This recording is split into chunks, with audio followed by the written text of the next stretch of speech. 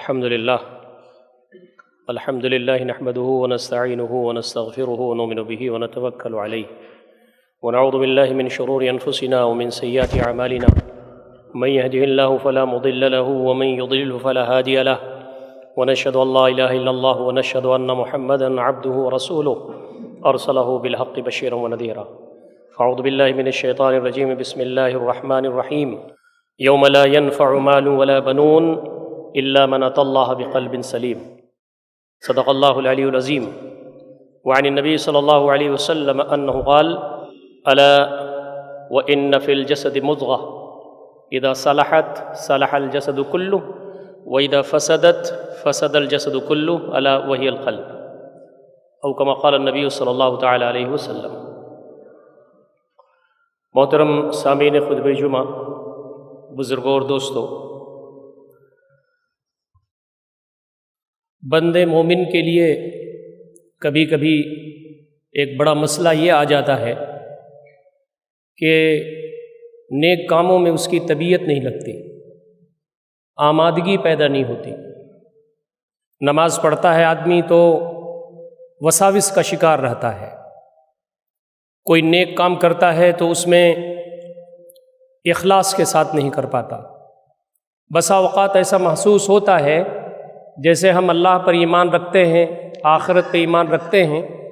لیکن آخرت کو زیادہ اہمیت نہیں دیتے، دنیا زیادہ اہم ہے ہمارے نزدیک۔ ہماری بیوی، ہمارے بچے، ہمارے مال، ہمارے اسباب، ہماری تجارت، ہماری کیریئر، یہ ساری چیزیں آخرت اور جنت سے زیادہ ہم کو اچھی اور اہم لگنے لگتی ہیں۔ ایسا ہم میں سے سب کے ساتھ ہوتا ہے، کسی کے ساتھ کم ہے، کسی کے ساتھ زیادہ ہے۔ قرآن مجید نے اس کا علاج بتایا ہے، نبی اکرم صلی اللہ علیہ وسلم نے اس کی تفصیلات بتائی ہیں۔ اس کی اصل یہ ہے کہ آدمی کے دل کی دنیا جب تک نہ بدلے، اس کے اعمال میں، اس کے کام میں کوالٹی پیدا نہیں ہوتی، مٹھاس پیدا نہیں ہوتی، ایمان کی لذت اس کو نہیں آتی، دنیا میں اس کو رونق نہیں محسوس ہوتی، اچھے کام کرنے میں اس کا دل نہیں لگتا۔ ہم تمام نمازیں پڑھتے ہیں، آج ہم نے فجر کی نماز پڑھی ہے، لیکن یہ کس کو معلوم ہے کہ اللہ رب العزت کے ہاں زیادہ اچھی کس کی نماز تھی؟ جس کا دل اچھا تھا، جس کے دل کی دنیا بدلی ہوئی تھی، جس کے اندر اخلاص زیادہ تھا، جس کے اندر خشوع و خضوع زیادہ تھا، جو اللہ رب العزت کے سامنے جواب دہی کے احساس میں ڈوب کر کے جس نے نماز پڑھی، اس کی نماز اللہ رب العزت کو زیادہ اچھی لگی ہوگی۔ تو اللہ رب العزت کو ایسا دل چاہیے جو صرف اسی کی طرف مائل ہو۔ یوم لا ينفع مال ولا بنون الا من اتى الله بقلب سلیم، جب بیٹے کام نہیں آئیں گے، اولاد کام نہیں آئے گی، نہ مال کام آئے گا، آدمی کا جو دل ہے اور وہ دل قلب سلیم، ساری بیماریوں سے محفوظ دل، ریاکاری سے، غیبت سے، حسد سے، چغلی سے، وساوس سے، کبر سے، ان ساری بڑی بیماریوں سے محفوظ دل جو قلب سلیم کی شکل میں ہوگا، اللہ رب العزت اسی کو ویٹ دیں گے، اسی کو اہمیت دیں گے۔ نبی اکرم صلی اللہ علیہ وسلم نے یہ بات ہم تمام کو تو بہت پہلے بتا دی تھی کہ سنو، تمہارا جو جسم ہے اس میں کوئی خاص بات نہیں ہے، بس خاص بات ایک ہی ہے، الا وان فی الجسد مضغہ، جسم میں ایک لوتھڑا ہے، اذا صلحت صلح الجسد کلہ، جب وہ صحیح رہے تو پورا جسم صحیح رہتا ہے، وَإِذَا فَسَدَتْ فَسَدَ الْجَسَدُ كُلُّهُ، جب وہ خراب ہو جائے تو پورا جسم خراب ہو جاتا ہے۔ الا وَهِيَ الْقَلْبُ، سنو وہ دل ہے، دل کی فکر کیا کرو، دل کو ٹرانسپیرنٹ رکھو، دل کے اندر اللہ رب العزت کی محبت، اس کی خشیت ہو، دل کے اندر آخرت ہو، اس کی فکر کیا کرو۔ نبی اکرم صلی اللہ علیہ وسلم نے فرمایا یہ جو دل ہے ہمارا، یہ اللہ رب العزت کے دو انگلیوں کے درمیان ہے، یقلبہ او یصرفہ حیث یشاء، جدھر چاہتا ہے ادھر موڑ دیتا ہے، جدھر چاہتا ہے ادھر لے کے چلا جاتا ہے۔ بندے مومن کو توفیق مانگنی چاہیے کہ میرے مالک میرے دل کو اچھے کاموں کی طرف موڑ، نیک کاموں کی طرف موڑ، اپنی اطاعت کی طرف موڑ۔ بندہ جب بھی اللہ رب العزت سے دعا کرتا ہے کہ میرے مالک میرے دل کو اچھا بنا دے، تو اللہ رب العزت اس کو توفیق دیتا ہے۔ جب آدمی کو اپنے دل کی فکر نہ ہو، اپنے دل کے بارے میں اس کو احساس نہ ہو، تو دل جدھر چاہتا ہے ادھر جاتا ہے، اور اللہ رب العزت بھی کھلنڈرے دل، غافل دل، لاہی دل، اس کی پرواہ اللہ رب العزت کو نہیں ہے۔ اسی لیے وہ ہستی جس سے بہتر اس دنیا میں نہ کوئی پیدا ہوا، نہ قیامت تک ہوگا، ہمارے دل کی رگوں کی گہرائیوں میں ایمان کا حصہ ہے، آپ صلی اللہ علیہ وسلم اللہ تعالیٰ سے دعا فرماتے تھے، یا مقلب القلوب ثبت قلبی علی دینک، اے دلوں کو پلٹنے والے، موڑنے والے، میرے دل کو اپنے دین پر جما دے۔ ہم اور آپ کہاں کھڑے ہیں؟ وقت کا پیغمبر جب دعا کرتا ہے اپنے دل کے سلسلے میں، تو ہم تمام کو اپنے دل کی فکر کرنی چاہیے، اپنے دل کے لیے دعائیں کرنی چاہیے، اللہ رب العزت سے مانگنا چاہیے کہ میرے مالک وہ دل جو اس میں نرمی پیدا نہ ہو، وہ دل جس میں رقت پیدا نہ ہو، وہ دل جو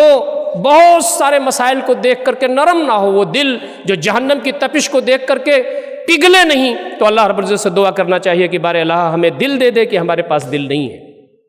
یہ جو دل ہے وہ عظیم ہے۔ فرمایا گیا کہ اس دل سے آدمی عقل کا کام لیتا ہے۔ ہم تو سمجھتے ہیں کہ دل کا کام بہت دوسرا کچھ ہے، عقل کا کام تو برین کا کام ہے، لیکن قرآن بیان کرتا ہے فَتَكُونَ لَهُمْ قُلُوبٌ يَعْقِلُونَ بِهَا، کیا ان کے پاس ایسے دل نہیں ہے جس سے یہ عقل کا کام لیتے؟ بہت سارے کام دل دماغ کو کرنے کے لیے دیتا ہے، جب دماغ کر کے دیتا ہے تو ڈیسیزن لیتا ہے دل۔ قرآن کہتا ہے سمجھنے بوجھنے کا کام بھی دل کرتا ہے۔ لَهُمْ قُلُوبٌ لَا يَفْقَهُونَ بِهَا، کیا ان کے پاس ایسے دل نہیں ہے جو سمجھ بوجھ کا کام کرے؟ تو ہمارا جو دل ہے بہت عظیم ہے، عقل کا کام، سمجھ بوجھ کا کام، سوچنے سمجھنے کا کام، ڈیسیزن لینے کا کام، اللہ رب العزت کے لیے محبت کے جذبے سے کام کو انجام دینے کی جو کیفیت ہے وہ دل کے اندر ہوتی ہے۔ لہذا کوشش کرنا چاہیے کہ اپنے دل کو بہتر سے بہتر بنایا جائے۔ نبی اکرم صلی اللہ علیہ وسلم فرماتے ہیں تمہارا جسم کتنا ہی خوبصورت صحیح، تمہاری آنکھیں، تمہارا دماغ، تمہارا یہ خوبصورت جسم، تمہارے یہ ہاتھ پیر، لک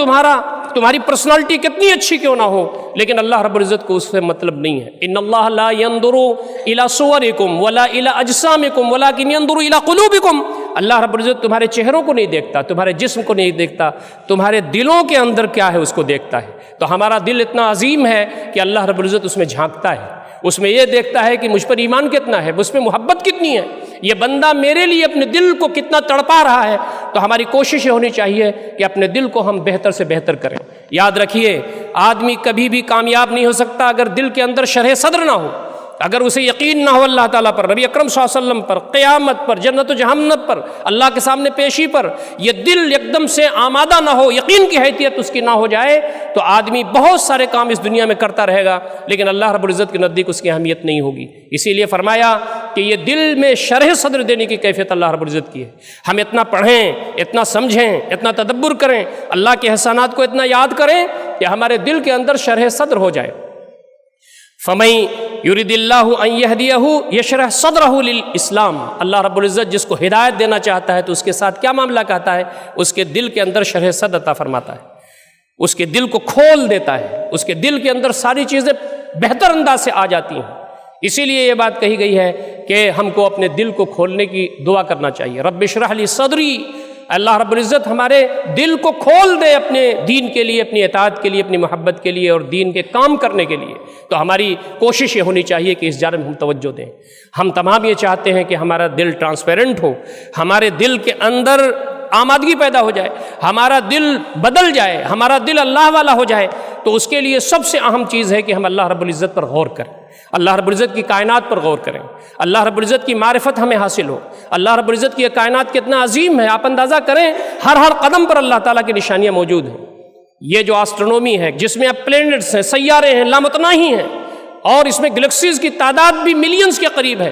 اور کیسے اللہ رب العزت ان کو مینج کر رہا ہے۔ یہ دنیا، یہ گلوب جس میں ہم رہتے ہیں، یہ پوری کائنات جس میں ہم رہتے ہیں، جس کو اپنی کائنات سمجھتے ہیں، اس میں کتنی چیزیں ہیں جس پر آدمی غور کرے۔ کہا گیا ہے وحدہ لا شریک اتنا عظیم ہے کہ دنیا کے سارے پانی اور سمندر سب روشنائی بن جائیں،